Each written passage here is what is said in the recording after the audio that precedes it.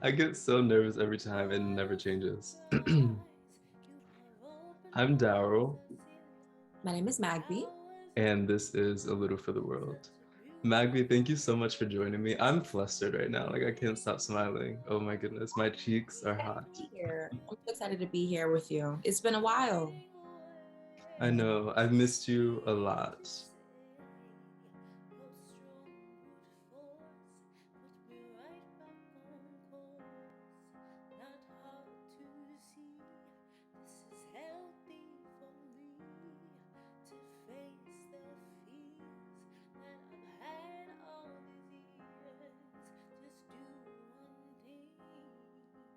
Let's start off by just with you expressing your creative practice to everybody. Interesting. Creative practice.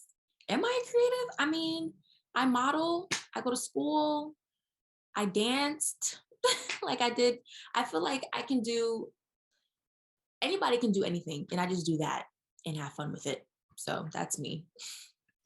However, what you bring, that's not normal. That's not simple. Like looking at your portfolio online on Instagram, like you give. What has it been like for you the past few years working in those kind of environments with other models, other creatives, and using your power, using your prop to bring someone else's vision to life? In my model experience, I would say it has to be quite different because I started modeling ish in high school, but not really fully. Like when I graduated high school and went into college was when things kind of started picking up for me. And honestly, I've been primarily working with like Black creatives and, Black owned businesses. Primarily, I've done some gigs like for some big brands or something, but I guess my thing is one thing I've always loved was like the arts, the acting, being able to be one thing 1 minute, something else the next. And that's kind of what modeling is. It's like you are a different person in front of the camera. You have to be fierce. You have to emulate what they want. And I like that. I like being challenged. I can say I had a pretty lucky experience. I didn't have anything too harsh happen or any like really weird situations. I guess my only thing would be like I would do shoots, never get my pictures. But honestly, I would just take that as moments for me to be training in the process, being comfortable with the camera, knowing different things about myself and how it could pose differently, how it can evoke a type of certain emotion. So yeah, I guess that's what it is. Like just always trying to figure out how I can be a better actor in front of the camera, be more comfortable. Working with other models is something that's also pretty new to me because I usually do solo shoots, but I've been doing a lot of like partner shoots, which are cool. A lot of models are dope. It's always a great vibe on set. I can't say I've had a horrible time on set yet. However, I hope that never happens, but I can't say I've ever had a horrible time on set. Yeah. I love that. As you should enjoy that. You deserve that. And do you feel like you work with a lot of people of color? And do you feel like that plays a part in your enjoyment? 100%. Because when you're working with people who are like you, they just get it. Like my makeup is always done correctly. My hair knows how to I remember when I did my first New York Fashion Week, it was pretty interesting, but there were hairstylists there and they didn't know what to do with my hair. It was an afro and they were like, okay, let's leave it like that. And I'm like, that's not I mean, an afro is a hairstyle, but that's not done hair. Like that's not the theme of what everyone else is doing. And when I started working with like Black creatives, my hair, they would book a hairstylist who knew how to do my hair because they were also Black. And it's not an excuse because these Black creatives know how to work with non-Black people in their hair types and their skin types. But for some reason, it's not a vice versa. It's complicated. Well, you're not doing your job if you can't do my hair or do my makeup right or match me correctly. But yeah, working with Black people is awesome. I love it. Period. If you cannot do me, then you're not doing your job because you didn't come in here to be a makeup artist for white people or for light skinned people. You came to be a makeup artist, period, and a hairstylist, period. So you need to be equipped for all the girls. Do you ever find yourself feeling a bit more introverted and having to pull yourself out of that when you're surrounded by like people in these settings? And how do you mentally prepare? Because as artists and people who work hard to become you know, the people we see in our dreams and stuff like that. We have to sometimes mentally prepare ourselves to walk into rooms when we don't feel well, or we are in our head and stuff like that. How do you mentally prepare yourself? Honestly, I can say like I have anxiety. Like I would have really bad anxiety before like doing a shoot or something. And I would just be like, bro, you're here. You have to do it. Like you have to show up. You have to do it because if I didn't, I'd regret it. So it's like this moment, this feeling that I'm feeling now, get over it or just don't feel it for the moment, right? Just it's important to know that for me, it's like these people took, I say like people took a chance on me. People booked me, people reached out to me because they wanted me to do something for their project. I have to deliver because it's my name, Mangbe. I'm not represented by any agency. I'm an independent model, like, you know, freelance. I'm representing myself and you never know who the next person is you're working with. That's why I always bring my like A game because it's like they might know somebody who can book you and then that could be my like my pedestal, right? So I'm always thinking like take this opportunity and don't take it for granted. Like you're here for a reason. You are obviously qualified. You work hard, right? Like it's but you have to remind yourself these things though, right? Because it's so easy to there's other models who've probably done covers and stuff in the room and you haven't. But you're in the same room as these people. Obviously, you guys share a quality, right? So like you have to remind yourself constantly, like I am enough. I deserve to be here. And that's what it's like. You have to just constantly like, just let yourself know like you're here and you're doing it for a reason. Yeah. Absolutely. How do you pour into yourself or tend to yourself after? That's a great question.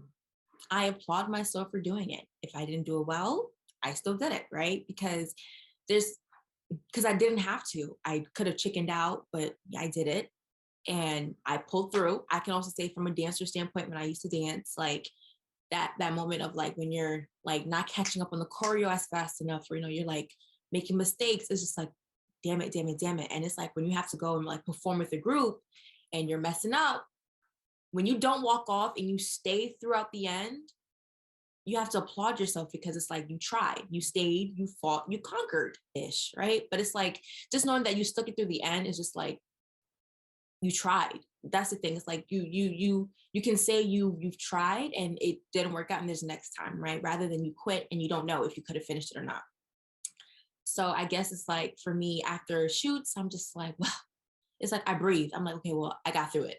And if I like the photos, I do. If I don't, I don't. But I did it, and on to the next one because you have to be that way, and learn from like you know learn why that wasn't your best. Like what was it about this certain shoot that you don't think you performed your best, or why do you think at this dance session you couldn't perform your best? Like just trying to figure out how you could do better the next time is kind of what is my way of like figuring out how to do life after.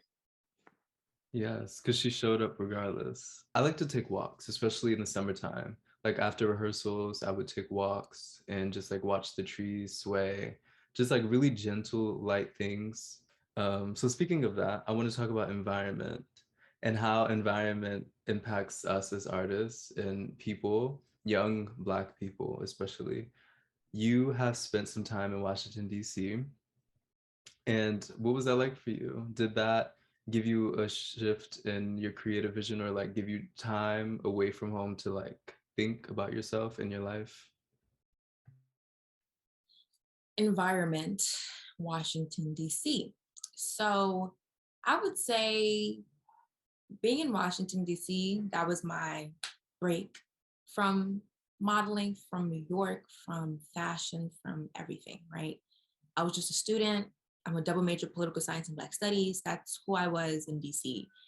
And that showed me that I don't have to just pick one thing. I don't have to just be one thing because every part of me is important. Every part of me deserves time and investment into. I'm very passionate about the ways in which the country that we live in treats us, how it cares for us as Black women, men, children, and in between. And I found, you know, that I just needed to realize what my goals were and kind of like what it is that I wanted to do, right? Because modeling, people think about glitz and glamour and clothes and fashion all the time. And I'm like, well, there's other things about it that I want it to be better, right? I want to accurately be a part of Black art, and I want to be a part of projects that are global and impactful, that were, heavily influenced by Black creatives, and, and how to be a part of a new revolutionary, a part of be a part of a new revolution of just like really thinking about the planet, the people, and just doing things ethically and putting Black life and Black experiences on a really big platform. And just being in a new environment was just, I was able to just, take a moment to really look at what my goals were and how I wanted that to look like, and understand that I have time, right? Because we want everything now, now, now, now, now, but things take time. We want impactful things. Things take time. And that's something that's what DC taught me with policies. And like, if you want to change something that's been, systemic racism affects us all. And to undo that takes time, because this has been going on since the beginning of the America, right? Things take time. If I want to be a, a face for something, that'll take time, because I have to establish my credibility. I have to show out and show up for my people in the creative space, right? There's a lot of things that are into play. Things take time, and that's something that DC taught me. DC also taught me that New York is not everything. DC is amazing. DC is beautiful. New York isn't the only place that I need to be. And DC taught me that I can live on my own and I could survive, right? Common sense. I have my phone. I know if I know how to transport myself places, I'll be fine. That was like my first adult, like being away from home, because all I know is New York. New York is my home, right? Born and raised here. But DC showed me that I can survive outside of that, right? And that's huge, because the world is way bigger than New York. So, yeah. Absolutely. Oh my goodness. I could not agree with you more. I guess we can talk more about traveling then, since you have done lots of that within the past few years. Um, yeah. What has that been like? Because I know you said DC is like your first like really adult experience, like being on your own, feeding yourself, traveling, doing. I'm sure you've done that in New York, but that's a whole different thing being by yourself. Um, but traveling around the world, like how does that feed into you as a young Black person with all these visions and aspirations? Well, I can say that New York is very diverse, right? So I'm used to seeing people, different languages, different foods. Like, that's New York. New York is a bunch of different cultures all put into one, right? And when I was traveling, and the thing is, to be honest, I wasn't cooking for myself here. I live with my sister. She would do the cooking. DC taught me to cook for myself. DC taught me to go grocery shopping. Traveling taught me that the world is so big, and like, you know, I've been places, beautiful places, and it just taught me to really appreciate the world, and protect it as well, right? Because when we think about like stuff like climate change, these places are affected. And then, like, I want to see the world. The world is so big and beautiful. I want to make friends there, right? I think my issue is being able to connect with people in these countries. I mean, but traveling, it just shows me that like there's a place for me anywhere. Like there's I don't have no limitations. I can go anywhere and I'll be fine. If I do my research, I'll be fine. And traveling is just like, it's a privilege to like be able to up and go and just be welcomed, right, into someone else's culture. It's so beautiful. And you just the history of other places besides America is just, it's just beautiful. Something I think everyone should experience, honestly. I really love the concept that you just mentioned before about how things take time. When you went to DC, you were able to slow down. New York is such a fucking fast-paced environment, and it's so easy to feel with that, and then social media, it's so easy to feel like, okay, okay, okay. So having that time to step out of that and really say, all right, what does Magby want? What would Magby be proud of 10 years from now that if she focused on that from this point on? You know what I mean?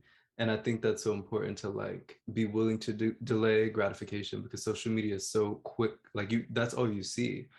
People post that stuff all the time, you know, so sometimes I have to get off of that because you see these photos of these people you know, and you know they're incredible, you know they're amazing, but like something feels off personally. Sometimes something feels off with me and I need to deal with that. And I don't want to like self-destruct because I'm not stepping away from something that wasn't even here for as long as humans have. You know what I mean? Like clearly there's something else that I need to be doing that I'm not when I feel that way. Um, so also I would say definitely traveling has also given me like a broadened perspective of life. And for example, like I recently just went to London and Paris, like we talked about before we started recording. And it was my first solo trip that I ever took. And it was so beautiful. For the past 2 years, I've been that person to just do most of the stuff that I do on my own. And since the pandemic happened, I got really used to going out on my own and doing things by myself and still enjoying time with friends. But I learned that if I'm not experiencing things by myself, how do I really know what I like?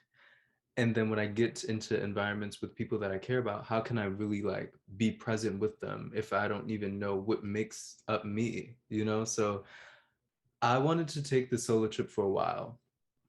And I don't know, it's hard to not feel selfish for that. And I was like, yeah, no, you need to. One of my creative mentors, Julia Cameron, she's an author, and she asked me the question. She was like, if it weren't, she said, write down 10 times fast without thinking about it. If it weren't too selfish, I would, dot, dot, dot. And that was one of the things that came up. And you know, I'm obsessed with Little Mix, the British girl group. They were having their final tour, and I wanted to see them for like the past 4 years. So I finally had to take that chance. But going out there by myself, I felt so welcomed. They cared. And when I got to the hotel, I instantly just felt like warmth, and most of the receptionists were Black, and they were just so sweet and kind. And just traveling around London by myself, I just felt so good. And like I was able to do things that I felt more comfortable there doing than I do at home. Like the smallest thing, like wearing heels. Like that's something that I'm still learning how to do unapologetically here. Not really in like Manhattan, but where I live. Like it's just hard because I know there's a lot of like homophobic straight men around this area. So it's hard to like I get easily triggered by people if and even if no one's saying anything bad about me or thinking it, sometimes I'm thinking it for them. And that's just like a toxic trait that I'm learning how to unlearn for myself to be me. But it just felt so freeing. And often when I go on trips and I come back, I start to feel out of place here. And so I'm realizing that it is time for me to go away. um Yeah, and it felt good for my mental health too, to be very honest, to step away from what I know. I want to talk to you about the word permission now. I have a separate podcast called Underneath the Sunbeams, and I recently recorded the third episode, which is titled Permission, and I talked about permission. So, how has giving yourself permission to pursue the things that you want to in life enriched your life in any way or changed it for the better? I'm not a truly impulsive person. I feel like a lot of things that I do have to think about because I'm a person, I hate making mistakes. I hate those moments where I feel like I regret something, right? So when I make a decision, sometimes when I make a lot of ideas, I literally like to think, give myself a moment to think. And that's, give myself permission, like, hey, do I trust myself to do this? Or should I do something else? Or should I just, just not right now? And I can say that once I started realizing that I should just trust myself more, and I like the way that I kind of go through my thought processes. Like I weigh out the pros and cons and then make my decision based on that. And I think in my life, I can't say I have too many regrets in anything that I've done. Like honestly, truly. Like there are moments that I'm not proud of, but I can't say I regret any of them because I've grown, right? And you learn, you live, you learn. And um I give myself permission to, just sometimes just if I need to stop, I will stop, right? It might take me a little longer, but eventually I'll get there, right? And permission, I just, I think that is something I could work more on in terms of I don't know. Like I think I do well in it, but I think I could do better in terms of giving myself permission to do things. Like when you mentioned your solo trip, which I want to say sounds amazing, and you being able to wear heels for the first time, it sucks that you could even do that right here in New York. And I think permission is just like the thing is you there's a lot of external factors that can kind of block that though, right? So I don't know. That's a really hard question, but I think I answered. You definitely did. And I love that you went deeper into it. I feel like permission is something that I had to, it took me a while to learn that that was in my hands, that I had that power to, like, nothing was holding me back but me, the way that I view myself, the way that I thought I wasn't allowed, and I started to realize that as a child, being told no and stuff like that, that is sometimes carried over into adulthood. So I noticed that, like, subconsciously, there is still this authority figure over, like, hovering over me, telling me no, which was now me, because no one else is doing that. But for some reason, psychologically, in my mind, I think I can't do this thing, but I can. For example, it reminds me of when my grandmother told me, when I told her that I got into the dance school, she was like, you think you can't dance, but you can, clearly.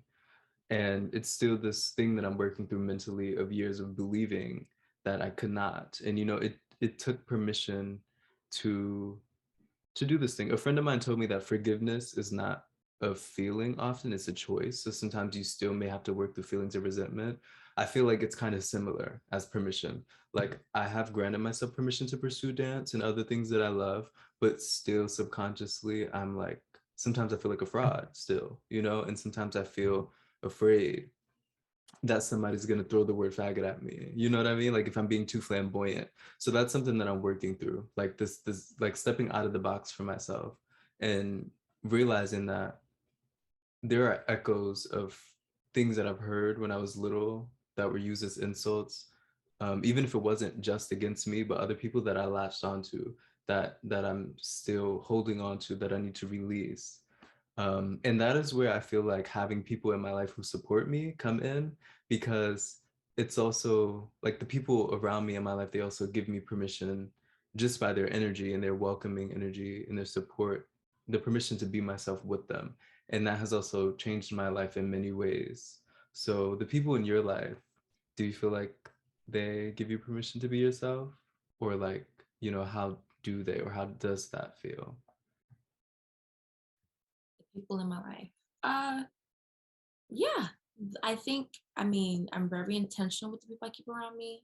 I couldn't be I couldn't be around people who wouldn't allow me to be me, right? That it just couldn't work. It it really couldn't. And I feel like that's doing yourself a disservice if if your circle are people who can't support you or understand you. I mean, they don't have to understand everything that you do, right? But if they just don't support or get it, then it's just like, well, then, I would say the people around me are very supportive in a way, right? Um, I just, there's people who I feel like they are afraid of losing their circle. So they'll stay around people who don't really understand them. And I can't, like, I think maybe that was me when I was younger, like middle school, like, oh, I desperately needed people around me. But then I grew up to be like, I don't need all these people to like me, because if I don't like me, I'm miserable, right? You don't have to like me. I'll think I'll be okay, right? Like that was a crisis when I was younger. Oh my God, no, they don't like me. I don't have any friends. But when, like you said, when you spend moments alone, which I got into, I'm gonna say maybe a little outside of college, maybe like maybe the first 2 years when I took that semester off. Actually, the summer before I took the semester off, I went out by myself. I went on a little journey, walked somewhere near the water in Brooklyn. Was I in Brooklyn? Yes, I was in Brooklyn. And I was reading a book. There were people all around me with their friends and their partners and their families. And I was writing in my journal, and I just felt so good to be in daylight alone, doing something that just enjoying my own company.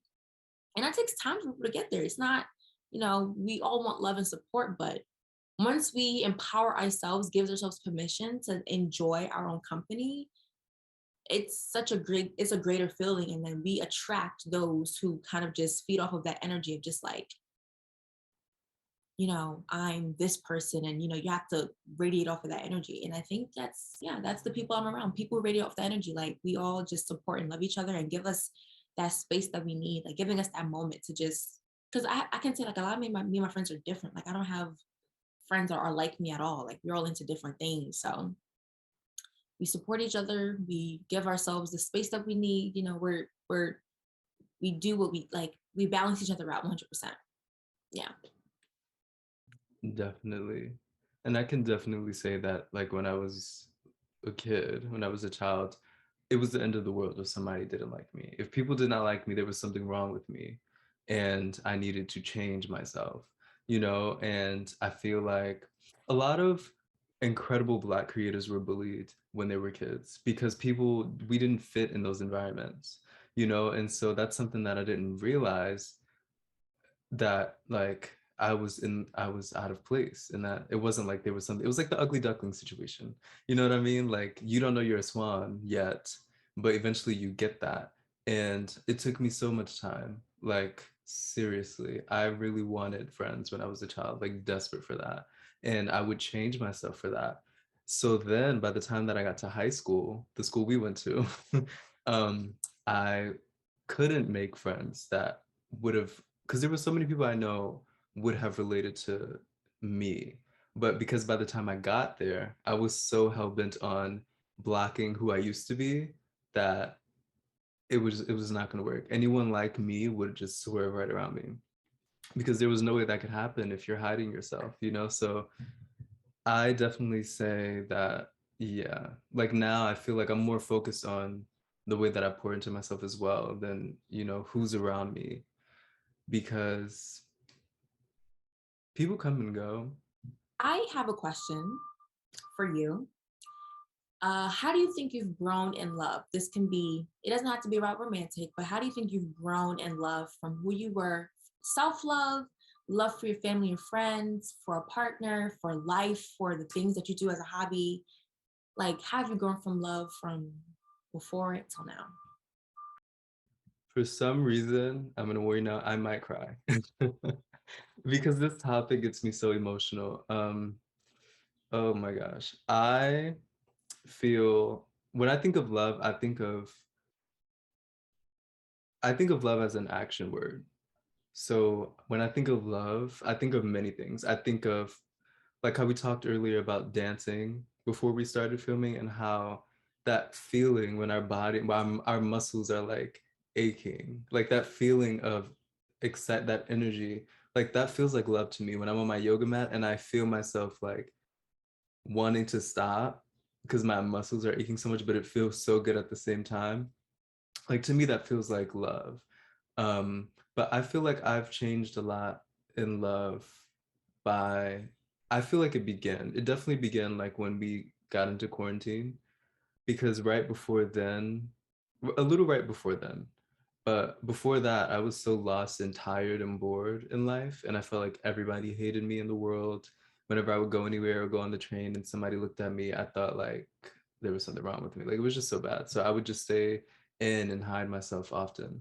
But over time, I feel like the more that I started to step out the box for myself and listen to myself more and stop listening to other people who don't even know what they're talking about, and realizing that the elder people in my family don't have all the answers, that the answers are within me. And that doesn't mean not reach out for help. Like I can reach out for help, but also trust my voice. I feel like once I became willing to risk not having a job for my mental health, and like literally not thinking I needed those environments anymore. Because when I was 18, I thought Like if I didn't have a job, I was worthless, you know? So I would give so much of myself to these environments that had nothing to do with what I cared about. And sometimes we have to do that, obviously, but some of those environments were actually really detrimental to my mental health because they didn't give a shit about any of us. And I was a child, I was 18, you know? And so I didn't know that I was giving myself away, literally giving myself away. And I was glorified for that. And I was also glorified for changing my style when I started high school, trying to look like the other guys. You know, I was glorified for that by even family members, and nobody was telling me like, we see you're burying yourself, you know? So over time I had to let go of that stuff. Like whatever people are praising me for, telling me I'm doing so good, but I feel like shit, I need to let it go because something's not right. And then I had to really look into myself. All right, what do you like? What do you care about? And then I started doing The Artist's Way, which is this book for artists to tap into their journey to their creative hearts during the pandemic, during quarantine. And she started asking me questions about myself.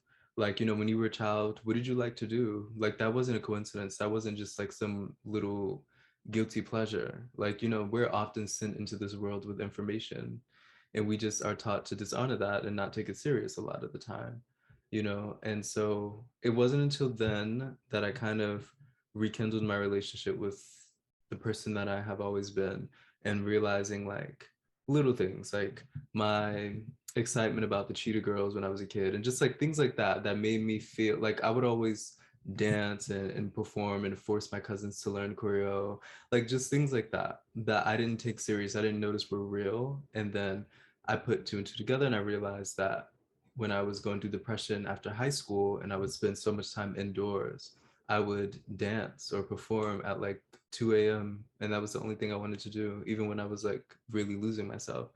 And I never realized how crucial that was for me. And I started to take it serious. And yeah, I've grown in that way. I feel like I'm trailing off. I hope I'm not. Okay. I've grown in that way. I've also grown in not holding other people accountable for my happiness and my mental health. I just want to say you're so beautiful. Your inside is so beautiful because, like, you spoke on it. You spoke on a lot of things in ways how you want to be more, like you said, in action, moving with love throughout your everyday. Interesting enough, I thought Dare with Love was like a sign off, like you know how when you end an email like Dare with Love XX or something. So it's really nice. I like Dare with Love. Yeah. Thank you. So now I want to talk about, oh, actually, I skipped something. Earlier, we talked about modeling, and you talked about performing and how you view modeling as acting, which I love that perspective so much. And you get to embody different things. And I even love how when you went to DC, you were like, that was who I was in DC.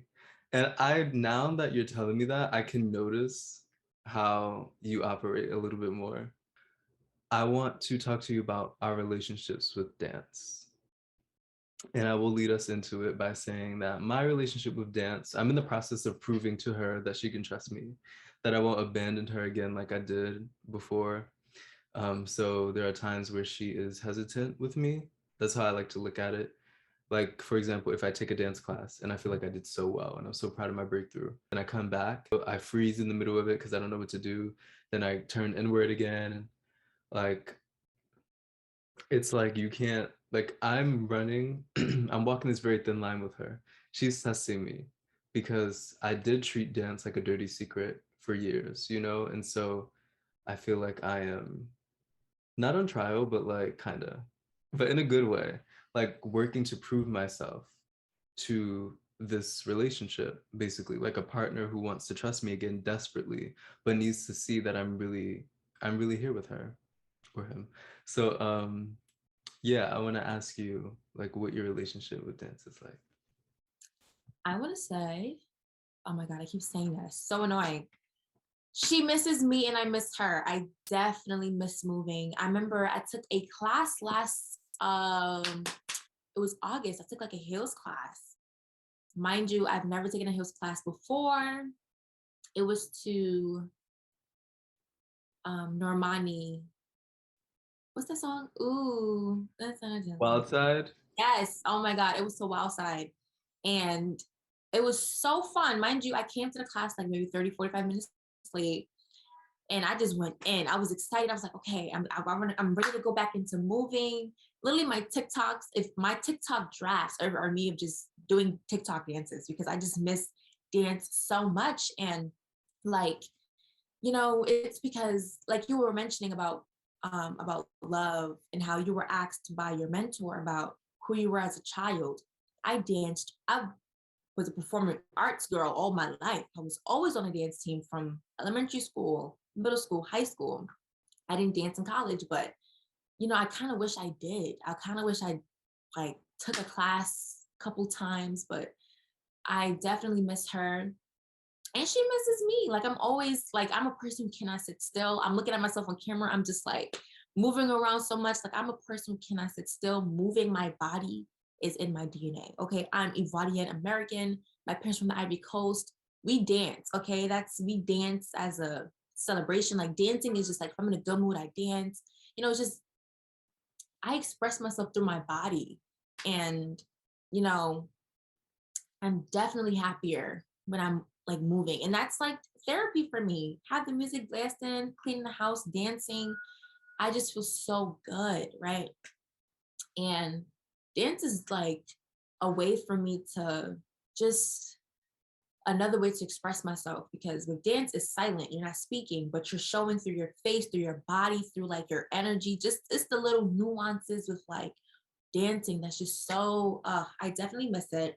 So that means since you're going to U Arts in the fall, this summer we're training and we're going to be taking dance classes together because yes, period. I forgot to mention that in London, I actually took a dance class and it was so good, Magby. I took this contemporary dance class and it was something I've never done before. I just wanted to see what it was like there. And this teacher, I'm sorry, my cat is like cleaning her litter. But this teacher, he was so hands-on with everybody. And I've never had a teacher like him. All the teachers that I've had so far have been very like just kind and loving, like Melanie. There's this one teacher named Michael from Albanese that I take contemporary with. And this one teacher, his approach is different. It's definitely out of love, but at first I didn't really get it. I wasn't too pressed because I was just focusing on being in the moment. He definitely pushed me and I did things I never did before. And I was so proud of myself because like there were times where I felt embarrassed not being able to do certain things the way I wanted to, but doing them anyway. And I was like, damn, like you're really doing this right now. And you're not even thinking about it. Like I felt so out of my head and into my body that I could have been, the room could have went to pink and I wouldn't notice. Like I felt so good. And he afterward, because like he was making comments, like he would say something to somebody, he'd be like, what is that? What is that? Like, and I didn't really, I've never had a teacher like that. But afterward he talked to us and he was like, I want you to not take yourself so serious. So if I'm saying those things to you, you don't have time to say that to yourself. Now we're gonna detour a little bit, a lot. It's like a completely different topic. We did mention like 2020, like that era of quarantine and stuff like that. So I do want to talk about the Black Lives Matter movement during that time, because that was a really heavy time. And I just wanted to mention to you that at the time, when we were protesting and stuff, I saw like videos of you were very angry and very, you know, hurt and you felt endangered. And it was so hard to see that because I had never seen you like that. And that time it was very reflective and it showed a lot of just once again, because this is not something new, it just showed how things aren't right. Like what you were talking about at the beginning about what you're passionate about and what you got to focus on in DC. And also, I'm very proud of you that you took that and redirected it into something healthy for you. Like that is really, really beautiful. Um, but yeah, I just wanted you to talk about how that time felt for you a little bit, or a lot actually, and just take this time to express it. Because there are still some things I have kept in that I didn't feel qualified to express.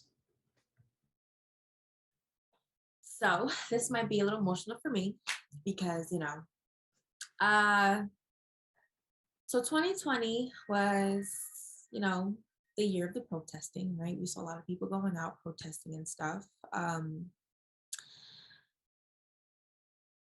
It was something that really showed how, I think 2020 really showed me that Black women are just, well, I've known this all my life, but Black women are just warriors, gladiators. Black women are always present, ready to fight, ready to scream, the loudest, always loudest to scream, the best cheerleader, the best supporter, the best fighter for everybody, right? But also one of the most unprotected people ever, right? When I was protesting, I did not feel safe. I mean, granted, when you go to a protest, you don't feel safe, but like, bro, like the people that I was with were not looking out for nobody. They weren't looking out for me. And I'm just like, why is this the constant theme of Black women left unprotected, Black women left last, right? There was an officer who was just grabbed me, like just was manhandling the shit out of me. And that was me trying to protect some dude I don't even know. Nobody was angry when I was being manhandled by the police. And then there was a Breonna Taylor protest that was happening in Harlem. And it was just, I mean, it was beautiful. Words were spoken, but it wasn't a lot of people there. And then it just turned into something that I didn't like. And I ended up leaving because I'm like, I'm not gonna put myself in danger because you want to provoke things. And also a woman, this like people were going to protest treating it like it was a joke. Like they love this energy, this. I'm like, my life is real life in danger. Like this isn't funny. This is life, right? And I lost a friend of mine last year, Soléi, and that amplified so much anger in me because yet again, Black women, her children were not protected. And me and Soleil, we spoke a lot during the protest and how we felt and stuff like that. For then the next year to be my friend to be a victim of, violence. And I'm just like, bro, like, it's a painful thing to understand, for this to be my reality, that like, if it's not for me or other Black women, I cannot put my trust in other people to protect me. You know what I mean? All my life, when I think about people who came to my aid, Black women, it should not only be the responsibility of the Black women to make sure we're good. But that's the case. I mean, it's not fun. And I wrote a little spoken word piece about Breonna Taylor and how she's also a Gemini, born the same year as my sister. An innocent bystander, just like my friend Solei, innocent bystander, just wanted to protect her family.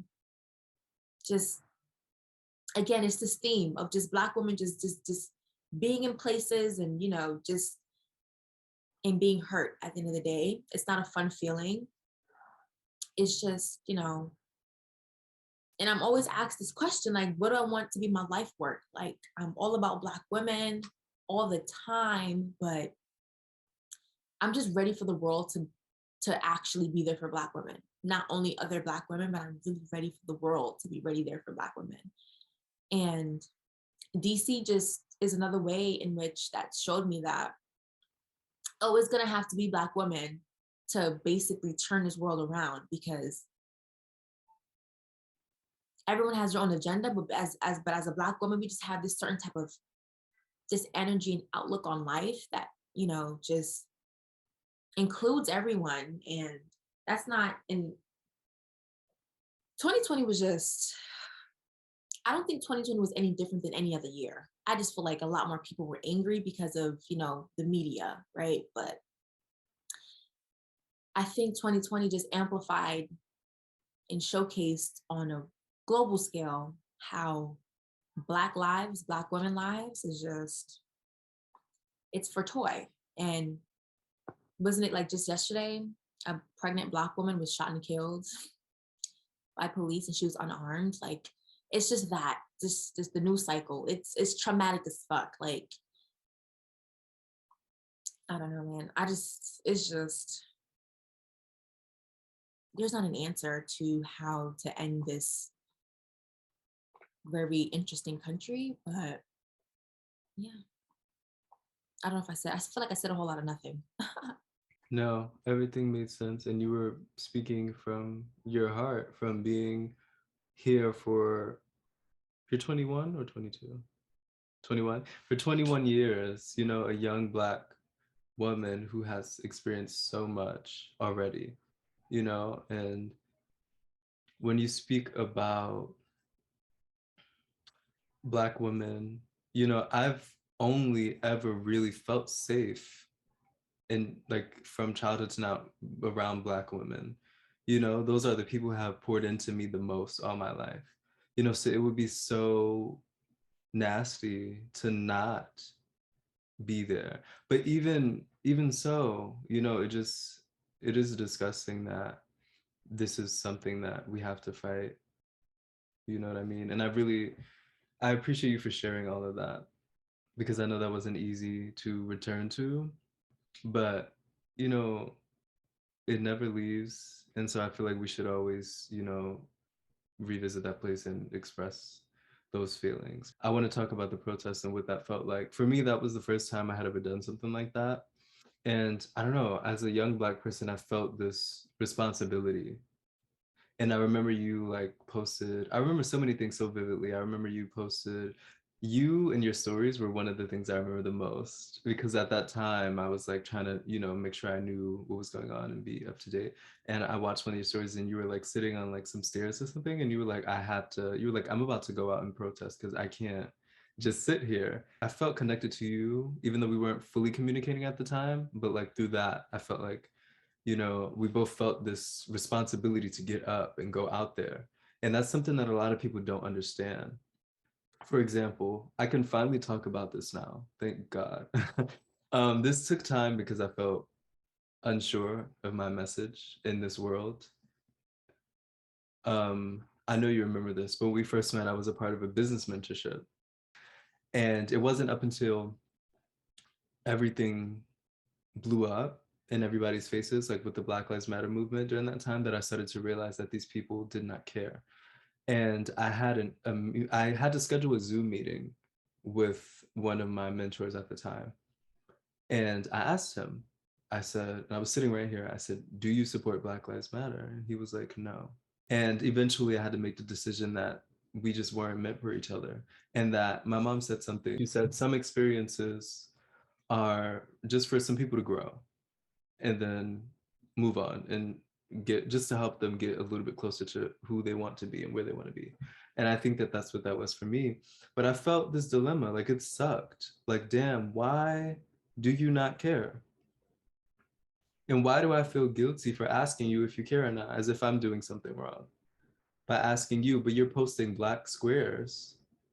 But then when I ask you if you support Black Lives Matter, you tell me no. There's something wrong with the picture, right?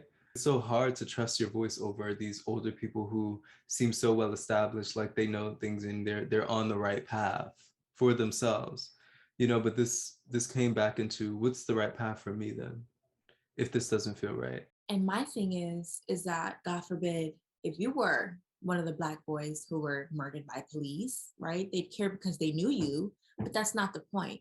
It shouldn't take you know me personally for you to care about the fact that I was wrongfully murdered, right? And that's just my problem, is that and this is how I feel about, you know, white allyship and stuff like that, because, you know, and I feel like kind of the people that I work for in DC, I'm not sure how they would have felt about, you know, the protests that were happening, or like, you know, the destruction of property, because they care too much about materialistic things because of capitalism, right? That's the whole reason. I feel like capitalism is why this world is so effed up, but they're so concerned about cars and stores, but you're not understanding the problem here, right? Black people are being murdered, lives that, like, all of these things can be replenished, right? Can be replaced with a quickness. A life cannot. People are real life dying and you're concerned about looting.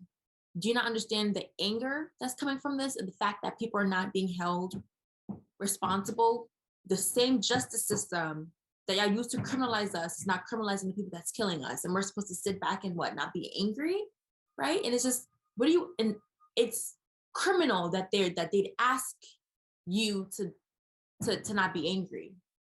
It's criminal. And it's just stupid. And I'm happy you don't work with them anymore, because that's a work environment I wouldn't want anyone to work in, because you should work for people who care about your life. And they don't, right? When you were talking about how at 18 you were working, that's what you were praised for. I was 18 working in a hotel. I was working in a hotel business for like 2 years, and I was 18 years old working overnight.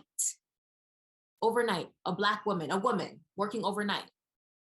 I would wake up with anxiety attacks because just work was traumatic as fuck. Like, making money, great, we love it, but it was at the expense of my mental health for sure, because I was not happy working there. I was tired all the time. Like, my biological clock was not, like, I'm still messed up, right? Of working overnight. I still sometimes can go to sleep because I'm used to being up overnight. And that was like over 2 years ago.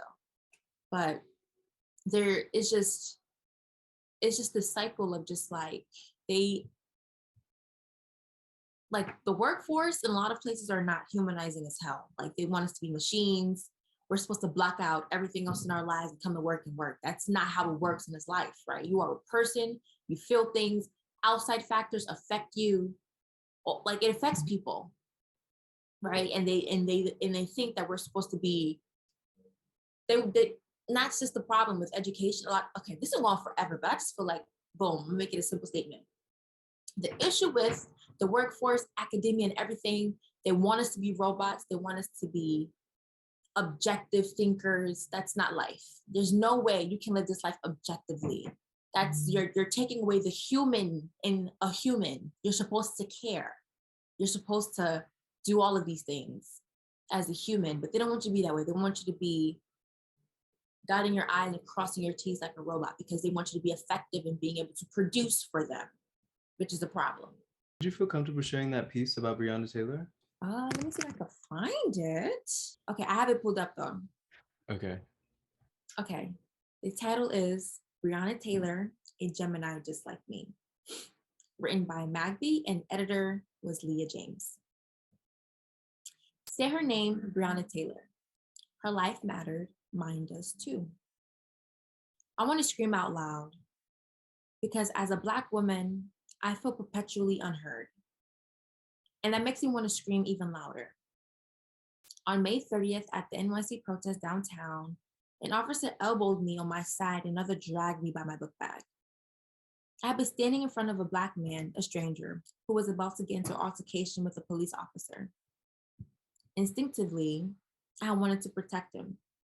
That's why I was there, to protect, to defend, as Black women have always done. When I screamed at the officer, "How dare you elbow me?" I felt no one else's anger accompanying mine. Tears filled my eyes, but I refused to look around for her because I knew it wouldn't be there. Whether somebody saw or not, nobody would come to my rescue. The world doesn't show up. The world doesn't protect Black women. Police officers don't hear me because I'm not a Karen. Black men don't hear me because I'm not George. I hate it here, TBH. I feel like I have to carry the world on my shoulders and be silent about how I'm feeling, because it wouldn't matter if I spoke up. There are people who are experiencing worse than I. George Floyd, Ahmaud Arbery, racially profiled and murdered. But Breonna Taylor, she was shot and killed in her own home. A Black woman was taken from this earth. I'm broken as I write this because she could easily be me, a Gemini. Our birthdays are 5 days apart, or my sister. They were born in the same year.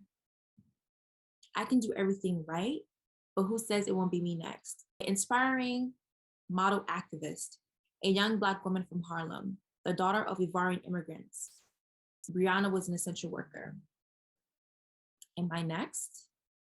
I wish I could see more outrage or hurt about Breonna Taylor, or the many other women who have been killed by the hands of law enforcement.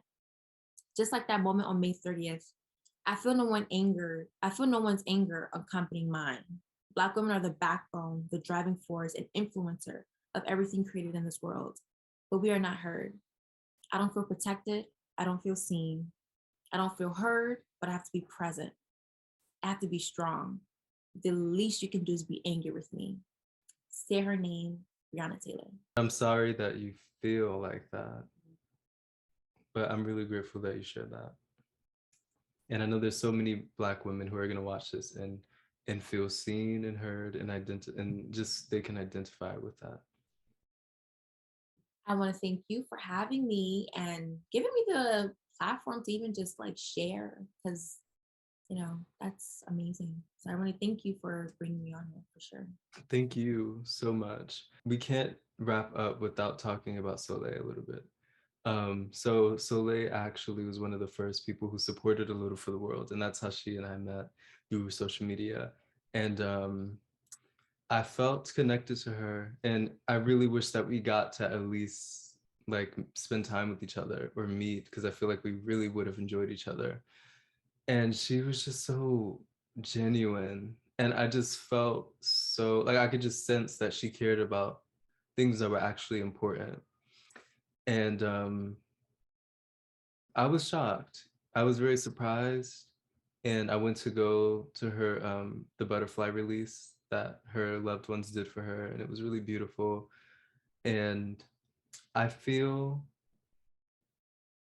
like this A Little for the World is so important to keep doing, especially because of people like her who care about this and who need this. And I'm sorry for your loss, and I really wish that I got to meet that person. But yeah. Solei was, oh my God, like a literal angel. Like I met her back in high school. We did the same program and we maintained in contact. And like she was just funny and she cared and she was a true activist, right? Like everything she did was just about empowering Black people. And she was a like love and she was a light and she just poured so much love into me. Like I wish one thing, my biggest regret in life is that one thing, I don't make time, right? We've made so many plans to see each other and we never got to because I'd always cancel because I had something come up. And I don't know, I just felt like, I mean, she was just amazing. And Soleil, also a writer. She was also a writer. In my link in my bio, I have like a lot of her written pieces that she did for one of her classes. And oh my God, like she's so amazing. She will forever live. Like as long as I'm alive, I will speak her name everywhere I go. Soleil Spears, I swear to God, like she did not deserve what happened to her. Her family didn't deserve what happened. And I refuse for her name to die out because she deserves to be everywhere. Like she's to this day a huge inspiration to me to be a better person, a better writer, a better student. Like she was amazing. And yeah. Yeah, I'm definitely gonna dedicate this episode to her when I edit it because she's so important. And it's so crazy how you could not meet somebody Mhm. but feel their love. Like just her saying just the few words she said to me through social media stuck with me for so long. And that is so impactful. And it's crazy because she lived not too far from me. Like I could have walked to her building and I had no idea. I feel her all the time though. Like whenever I was in DC and I just like there's just so different things where like I felt her. Like whenever I just need, I feel her when she's there when I need it, 100%. And yeah, she is in heaven for sure, looking down on her people. And she has a whole like family rallying for her. She was loved by a lot of people. So Yeah, to see all those people there, it was like, wow. yeah. I also, you know, grieving is difficult and sometimes you can't show up for other people like you or be there, you know, because often I'm not really like a funeral person. I show up to be there for the people who need me there with them, Like, for example, my uncle passed the beginning of this year, and his daughter, I wanted to be there for her. You know what I mean? But other than that, like I don't know. I feel like they're not there. That's just how I think about it. I feel like their spirit is in places they would have loved, they loved, you know, or that's just how I see it, you know. So sometimes it is good to just have your moment, you know. And obviously something about the way that she passed did not sit right with you. It was more than just the fact that you lost a friend, you know. So before we go, there's just a few questions that I want to like go back and forth with. It's like a little game. um, I low key stole this from something that I Googled. I don't know what this is. Hopefully they're fine with it. But I'm calling this the game of rapid fire questions of self-reflection. So the first question is, how do you show love and appreciation to those closest to you? How do I show love and appreciation? I tell them. I tell I feel like for me, I send them letters in the mail. That's one of my ways. I like to send my friends handwritten letters. Um, what are the most defining moments in your life? How would you answer this? I'm gonna say when I don't realize that I've overcome something, or that I look, or like I'm sitting down and I'm like reading back something that I wrote once, and I realize that I've overcome something that I didn't realize I could, that I, you know, or I completed a goal without realizing it. I'm gonna say the same. When I read back in my journal and I I read back on my pieces and I realize how where I'm so far from that person that wrote that. Yeah. Love that. And also, I want to also add when I'm like playing games with friends. Like, for example, I played Among Us, but like physically with friends, and I felt alive. Like, there's something about just playing around with people that I love. What events or situations do you avoid and why? I'm not big on like going out to eat with people, especially as large groups. So I like usually to like do like a group activity. Like, yeah, I like doing outdoorsy thing, like active things instead of going out to eat. Same, because when that bill come and everybody's like, let me see, don't have time for that. Don't have time for that. Um, hard lessons learned from that shit. I'm fine. But I would say avoid I avoid being around the older men in my family, because I feel like that little kid again who was picked on, and I don't want to deal with that. What are the most important values to you? Honesty, loyalty, and love. Hmm. Yeah. Yes, I would definitely say love, honesty, mental health for sure. Oh, and creativity, adventure as well. Um, what are your best qualities? I am a great supporter. If you need someone to cheer you on in that moment, I'll be that person. I'm really good with words of affirmation because that's my preferred love language. So I know how to give that best. My best qualities are that um hmm, this is such a hard question. Because I think everything about me is great, right? Like I think I'm awesome. But I think I'm gonna say like if you tell me what you need, I can be that for you. Like I think I'm a great supporter. Like I'm great. Like I'm a good assist. Like if you need someone to be there for you in that moment, get shit done for you, I'm that person. Will that matter in 100 years?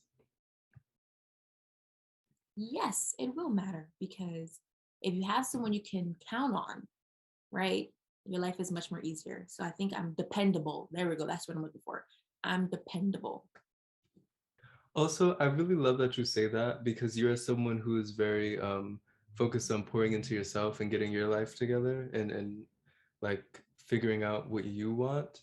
And you're also willing to step out of the main character role and be a supporter, knowing that you don't have to just choose. You can be all, because I'm starting to notice people that I know have a hard time with that. And it's good to see that you still think like that. Like, yes, I can be the main person, I can be in front of the camera, I can be isolating to focus on me, but I can still show up for other people without thinking that I'm losing myself. And I love that. I would say my best qualities are this like this childishness that I still hold, that I'm not willing to let go, like this excitement for adventure, um, my passion for creating and with other people, and being excited about people's creativity. And I feel like that will matter in 100 years because I want to be in the history books, maybe even a part of that, you know? And whether that be about with performing or writing or whatever, you know, and encouraging my friends to follow their dreams always, because I am friends with so many talented people who don't come from nourishing backgrounds, and we needed to meet each other, you know. And this is the last question: what do you love most about yourself? I love that I, at the end of the day, keep it real with myself. I love that I'm honest with myself. I love that I can take the bad news, right? I love that I can handle it. I can handle a lot of things thrown my way. So I think I'm resilient and, with time, unbeatable. Mhm. Period. I would say what I love most about myself is say that I always knew that there was more out there for me. I don't know what it was about me since childhood. I just always knew.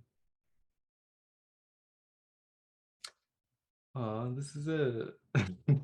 Thank you so much. You have no idea how honored and how grateful I am for you, because I know that you're busy. I know that you care about yourself so much, and you really like are intentional about your life in many ways. And the fact that you wanted to take the time to do this means so much to me.